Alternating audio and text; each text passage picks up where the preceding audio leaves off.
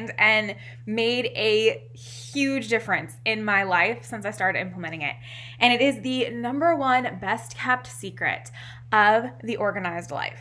And not just like any organized life, but an organized life that actually works for you in your life and is doable, meaning it lasts, okay? It's not like one of those things where, yay, we're organized, woohoo, and then 5 minutes later it's a mess again. No. This is the secret to the organized life that stays organized. It's wonderful, okay? So I'm going to share it with you in just 1 minute. But I want to let you know too, at the end of this, I'm going to be sharing with you how to enter a giveaway that I'm hosting over the next couple weeks. I'm hosting a giveaway, and I'm going to share all the details about that at the end of the video. So make sure that you stay and catch that, because you do not want to miss what I'm giving away. So are you guys ready for the number one organizing hack, basically? Let me know. Give me a hands up. I'm ready. I want to know.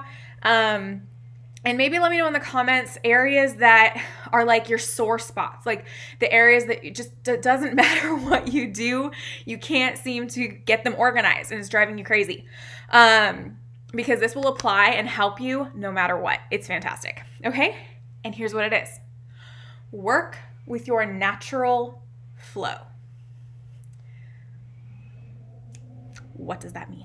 Right? Okay. I bet some of you are like, okay, what does that mean? I'm going to tell you. Okay. And I'm going to use an illustration. Some of you might have seen, I posted this morning a picture and I shared with you that when I first got pregnant, for the first couple weeks of being pregnant, I totally let my morning routine of devos and quiet time with the Lord totally like slip through the cracks, and I wasn't really doing it consistently, which is not really a good thing because that really results in a lot of just blah, and it affects every area of my life personally when I don't have my devos consistently.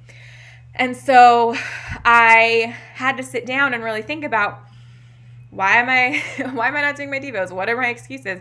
And I had all these excuses of I'm tired and it's too cold in the morning and all of these things. But really what it boiled down to was the system that I was using wasn't working. And let me explain why. What I was doing for a while, and it was a system that worked for me for a really long time, was I had a basket in my living room by the corner of my couch that had my Bible, my journal, whatever Devo book I was reading, things like that, there by the corner of the couch. So in the morning when my alarm clock would go off, I would get up and I would go and I would have my devos in the living room. But that just wasn't really working anymore. There are a couple of reasons, and I mean, some of them are excuses I probably could have sucked up, but I wasn't sucking them up. Things like, it's cold now, it's getting really cold, and getting out of bed at 5 or 6 in the morning to go do devos is just challenging, especially when you're pregnant and you're tired. And so what I did was, instead of beating myself up for why am I not getting out of bed and doing my devos, I was like, well, why don't I just do my devos sitting in my bed where it's still warm, and then give myself time to wake up and kind of let the house warm up a little bit, and then I'll get up and go do my day. And so I did that. I changed the system. I assessed the system, and then I changed it to go with the flow of where I am right now. Because, sometimes I have a sleeping toddler in my bed, and she's cuddling me, and if I get up, she'll wake up. And so that makes it hard to do devos as well. So if I do my devos in my bed, even if she's cuddled up to me, I can still sit there and read my Bible. So that's an example of working with the flow. I kind of had to stop and assess, okay, what's my current system? Why isn't it working for me? And then change it to something that is working. So now I have a basket with my Bible, with my Devo book, with my journal next to my bed. And now in the morning, the first thing I can do is grab my Bible, grab my Devo book, and read my Bible before I get out of bed. So that's just an example, but there's other examples that have nothing to do with doing your devotions. You can do this in your house. Work with your natural flow in your house. Do you notice that kids are always dropping their shoes in that one corner in your living room, right by the door or something? Well, put a basket there, or a shoe rack, right? Just make that be where you put the shoes.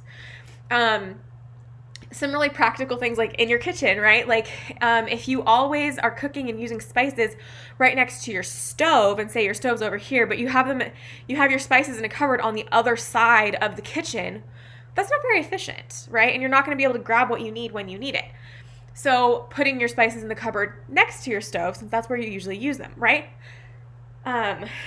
Things like that. Like assess the natural flow, and this works for home organization as well as just life organization. What are the natural flows of your day? Excuse me. What are the natural flows of your home? And really just make those areas central hubs for those things, right? Are you a coffee drinker? Well, if you're a coffee drinker, what you want to do, instead of having your coffee maker over here and your cups over there and your creamer over here and your sugar over there or whatever, you should have a coffee station. Obviously, the cream and stuff needs to be in the fridge, but if you have your coffee maker and your cups are right there and your coffee and your grinder is, on the shelf above it, and then you've got your whatever sweetener it is you put in your coffee right there, like it's all in one place. So you're saving time because it's all there. And again, like if you notice your kids always dump their backpacks in that one same spot, or your kids really prefer to put their shoes in this area, and it doesn't matter how many times you tell them to go put it in their room or go put it over here, they always dump it there. Instead of fighting against the natural flow, just work with it. This works with your time and your energy as well.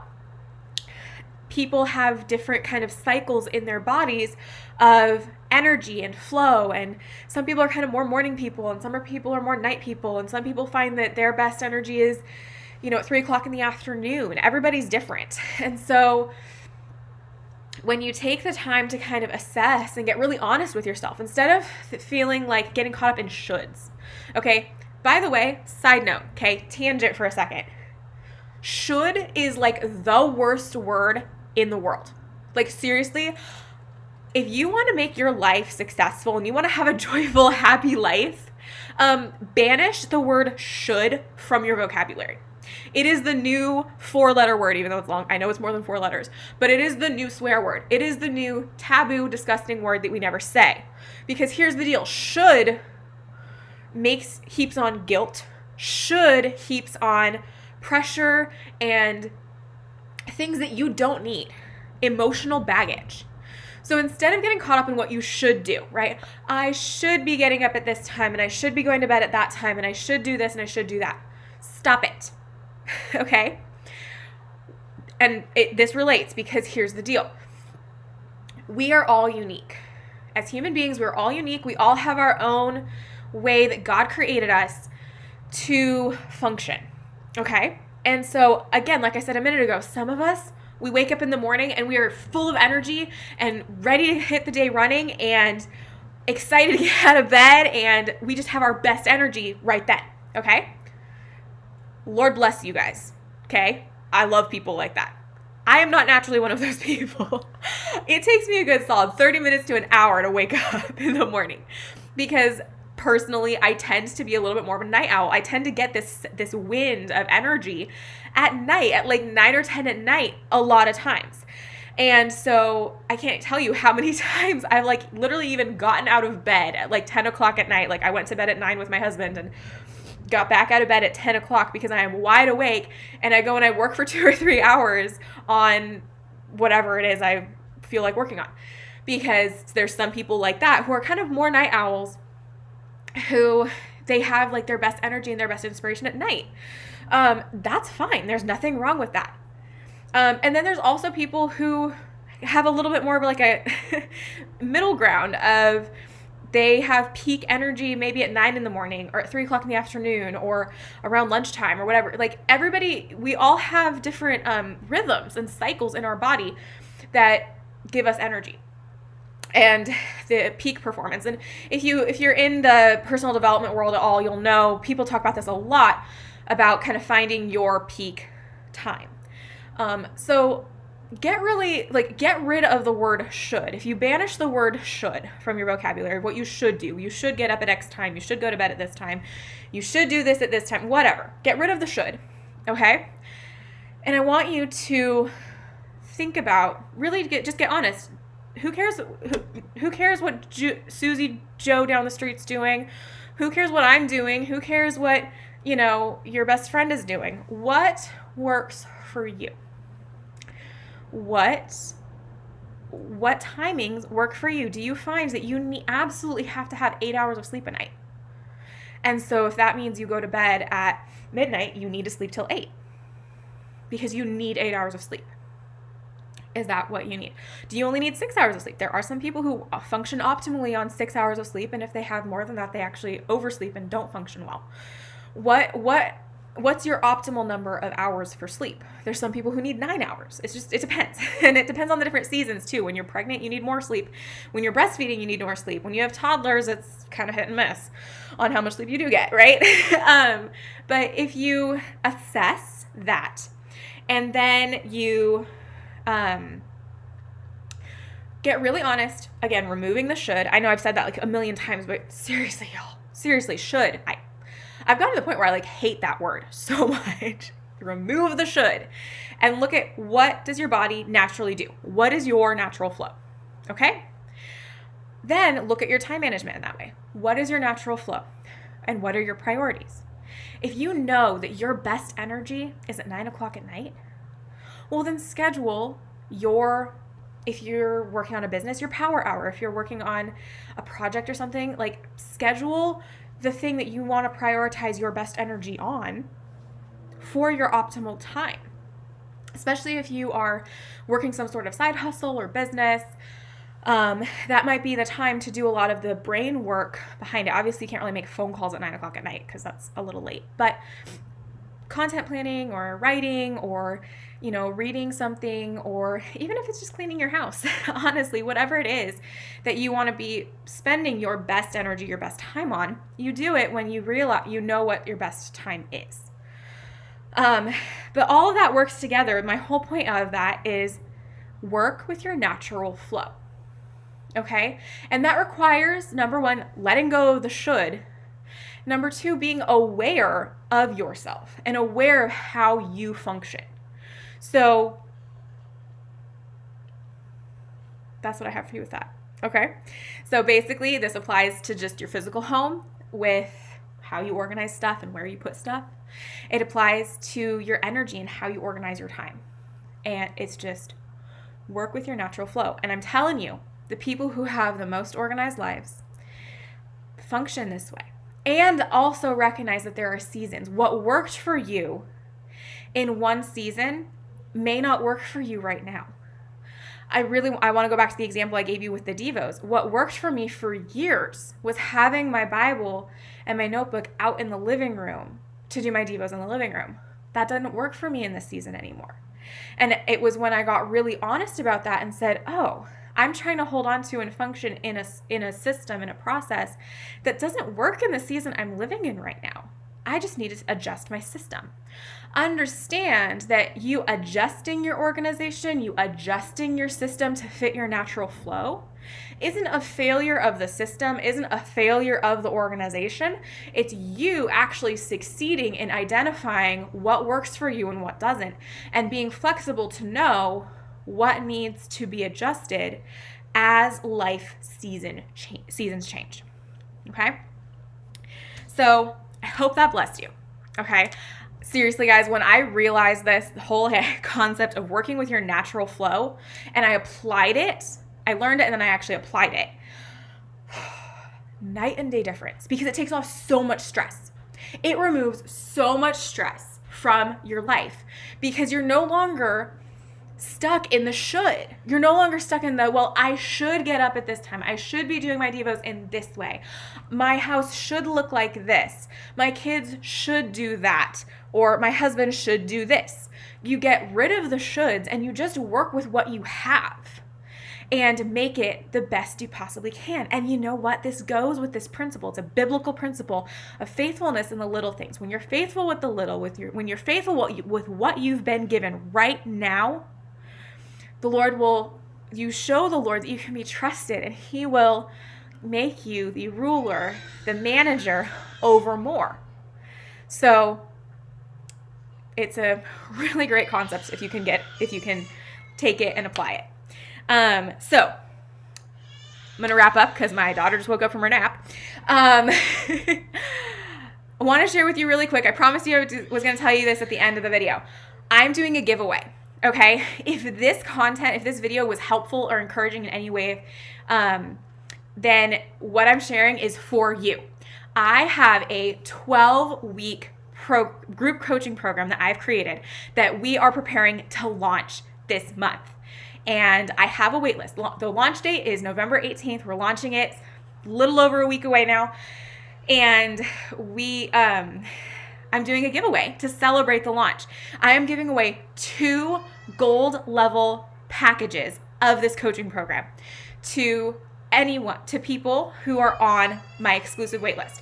So I have an exclusive waitlist, and if you want a chance to win, everybody who's on that waitlist is going to be entered to win one of 2 coaching packages that I'm giving away for free.